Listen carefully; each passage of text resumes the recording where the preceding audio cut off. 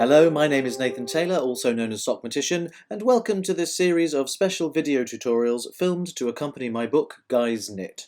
This video relates to the tutorial found on page 137 and is all about tinking, the name given to undoing your stitches one at a time in order to fix a mistake a few stitches back. The word tink, T-I-N-K, is literally the word knit backwards. It may have started off as a piece of slang, but it's actually now in the Oxford English Dictionary website, so a word it definitely is.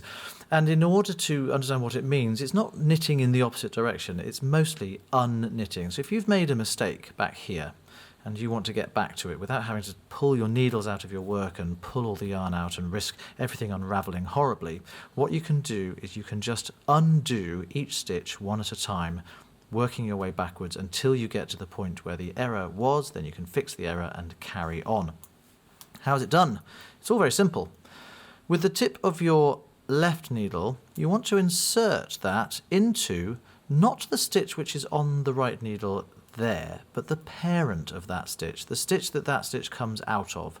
So the stitch that is one loop basically below the stitch on the needle, and you want to put the tip of your left needle into it, going right into the center of it from front to back. Then you can just slide the original stitch off the right hand needle, give a little tug on the working yarn, and that stitch completely undoes itself. Nothing is hanging off the needles, nothing's going to go anywhere untoward, it's all nice and safe. Let me show you that one more time. Going into the center of the parent stitch then, from front to back, sliding the original stitch off the right hand needle, tug on the working yarn, pop, it comes free, and there we are, tink, tink, tink.